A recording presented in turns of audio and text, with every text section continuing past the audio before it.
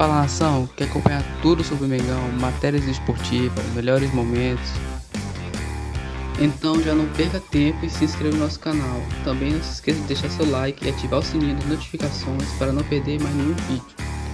Saudações rubro-negras e fique com o vídeo. Abraço. Crise no Flamengo. Estava marcada uma reunião de líderes de torcidas organizadas com alguns jogadores do Flamengo. Essa reunião foi desmarcada ontem. E aí, esse grupo resolveu ir para a porta do Ninho do Urubu hoje e fazer esse protesto. Ali o doutor Márcio Tanuri, chefe do departamento médico, jogadores passando por ali, integrantes da comissão técnica, e apenas 2 foram aliviados. Arrascaeta, que abriram até os caminhos para aquele... Deixa o Arrascaeta passar, e o João Gomes. Os demais foram pressionados, inclusive ali auxiliares do técnico Paulo Souza. Muita confusão, tensão, alguns jogadores tiveram aí carros danificados. O Gabigol desceu do carro e tentou dialogar com um grupo que estava por ali. Cenas lamentáveis, Leonardo Bertazzi. Pois é, João. E assim, o que me surpreende, né, é que muita gente acredita que isso é um direito adquirido do torcedor, né? Que a paixão dele pelo clube permite que ele intimide, que ele pressione, que ele bote o terror, que ele proporcione esse tipo de cena. Não é um direito adquirido, não. O direito que ele tem adquirido é o de apoiar o time, é o de ir ao estádio, ir no estádio, evidentemente, reclamar, protestar, se achar que é seu direito.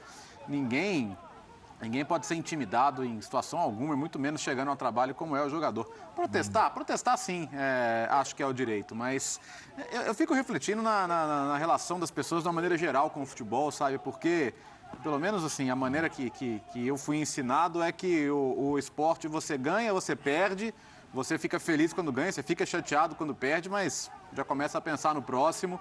Hoje em dia parece que a relação com a vitória assim, é quase como uma droga, né?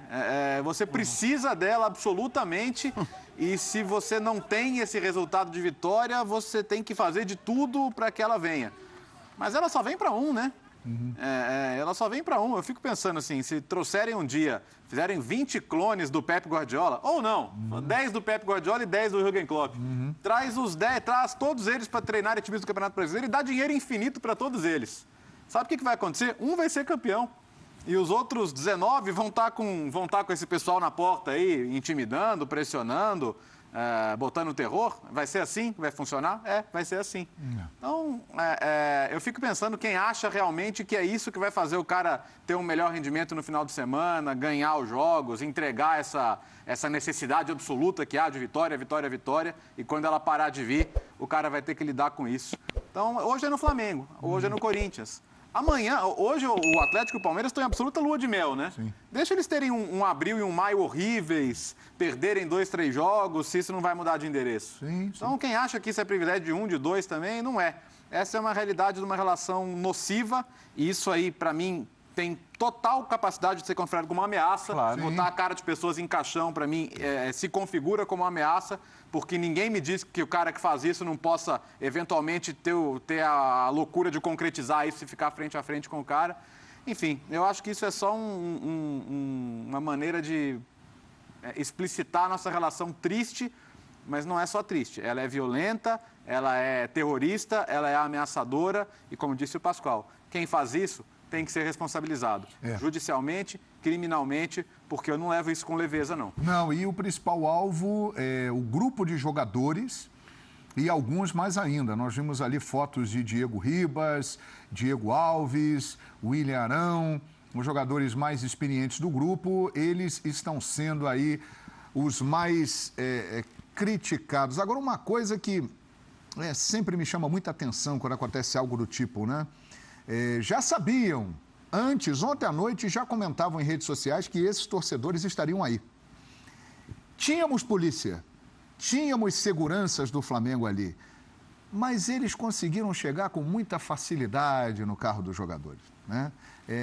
Conseguiram se aproximar muito rapidamente e com muita facilidade. Não, vai lá. O número de policiais só aumentou depois desses fatos ocorridos. Sim. Porque quem estava lá teve que chamar alguém para poder ajudar. Teve um torcedor que foi detido, foi levado à delegacia, porque tentou roubar a arma de um policial. Que coisa.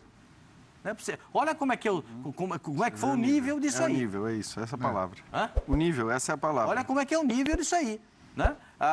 O Thiago Maia pularam em cima do carro dele, deram tapas no vidro da frente do carro dele, uma loucura, um negócio tremendo. Fico imaginando, né, como é que o Paulo Sousa está refletindo a respeito de tudo isso. Claro. Né? Como é que um treinador que vem da Europa dirigir uma seleção que vai à Copa do Mundo, muito possivelmente, né, a seleção da Polônia. Paulo Sousa e o compatriota dele, o Vitor Pereira. O Vitor Pereira ainda teve a conversa com os torcedores. Porque os torcedores conversaram com o Vitor Pereira na reunião de ontem. Sim. E hoje, pela manhã, a gente viu... São cenas absurdamente lamentáveis. Absurdamente lamentáveis. Isso, no futebol brasileiro, não acaba nunca. Sabe por que não acaba nunca? Porque falta vontade para acabar. Exato. Falta determinação para acabar. Né? O futebol não pode ser tratado dessa forma. É uma paixão, a gente tem que entender a paixão, mas a paixão não pode promover a loucura. Esse tipo de situação passa do nível do razoável. Tem que ser punido judicialmente. Isso tem que ser punido, não é o mínimo, isso é minimamente... Cantaram até musiquinhas contra o Brás, também lá na frente do CT, né, contra o vice de futebol, que já está questionado dentro do próprio clube, né? Alguns conselheiros acham que depois que ele foi eleito como vereador, ele que quase que abandonou o futebol. Essa é a mensagem que os conselheiros estão deixando. Então, cabe a ele também se posicionar. Eu me sinto mal quando vejo isso. Confesso, eu já tenho um certo tempo de carreira, né, João? E já viu muitas vezes isso aí. Eu já vi muitas vezes isso acontecer. E eu já vi isso muito de perto. Eu já vi isso dentro da confusão, João. Dentro ali do ladinho, fazendo matéria, do lado, com a polícia chegando, não sabendo quem é quem, sai dando borrachada em todo mundo, e aí você está no meio, gás lacrimogêneo. Eu já passei muito por isso. Muito por isso. Por isso é que eu me sinto mal. Me sinto mal. O torcedor tem todo o direito de protestar, mas ele tem a tribuna. É no estádio. Reclama, protesta, vaia. Né? Sem agredir ninguém. O Gabigol, não sei porque o Gabigol desceu ali. Desceu. Você viu ali conversando com os torcedores? Desceu e falou. Tem um trecho da imagem que passa ele conversando com os torcedores. Nem sei se é conversa, porque não tem conversa. É só intimidação. Então, eu me sinto mal, João. Confesso para vocês, o Flamengo tem que se posicionar muito claramente nesse caso. Pois é. Triste, né? Fala, Jean.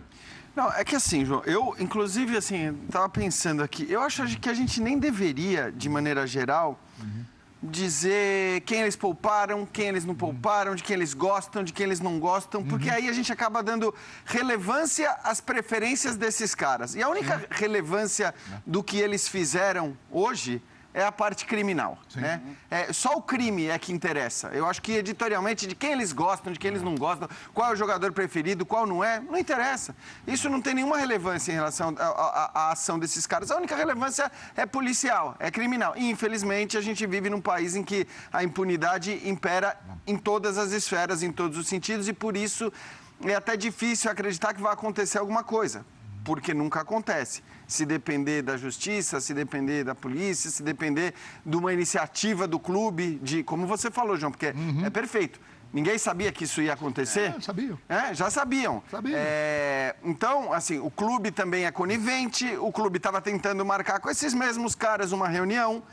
Hoje, e é bom a gente destacar isso, parabéns para o Pedro Ivo, que traz uma matéria mostrando que no gabinete de vereador do Marcos Braz trabalham pessoas ligadas às organizadas, ou familiares de pessoas ligadas à organizada. Você me desculpa, mas é muito difícil acreditar, ou dissociar essas coisas. Quer dizer, essa conivência do Flamengo com as organizadas e com esses caras aí, né, ou tentar marcar a reunião, é muito difícil você acreditar que não tenha nada a ver.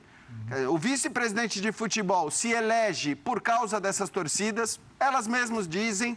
Se você pegar a matéria do Pedro Ivo, elas mesmas dizem que sim, foram a base eleitoral do cara.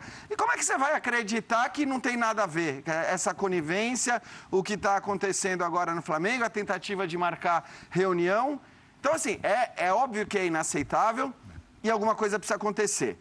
Evidentemente, da parte do clube, E aí é o que o Léo e você falaram, não é o Flamengo, não é o Corinthians, isso muda de endereço o tempo todo. Infelizmente, esse é o padrão do futebol brasileiro. É difícil acreditar que alguma coisa vá acontecer por parte do clube, mas eu espero sinceramente que um dia os jogadores deixem de aceitar isso, porque o que fez o Gabigol também, essa coisa de... Isso aí é dar moral para esses caras, entendeu? É descer porque, beleza, de alguma maneira é até uma coisa para dizer, olha, comigo não tem problema porque eu sou eu, o outro é o outro. Por isso que eu digo, não interessa para mim quem eles gostam mais, quem eles gostam menos. Só que eu espero que chegue um dia em que os jogadores, alguns pelo menos, vão dizer o seguinte, beleza, essas são as condições de trabalho que eu tenho? Se essas são as condições de trabalho que eu tenho, porque o clube é conivente com isso, estou falando do Flamengo, podia estar falando do Corinthians, do Palmeiras, do Santos, qualquer um. Se é assim, é o seguinte, eu estou indo na justiça agora, eu vou me desvincular desse clube agora, esse clube não vai ganhar um centavo nessa minha ida à justiça, e aí o prejuízo. E aí quem vai arcar com esse prejuízo? Aí, talvez, o dia que isso acontecer em algum clube, talvez os dirigentes comecem a falar, não, pera lá, não vamos deixar acontecer isso porque esse prejuízo vai ser muito pesado.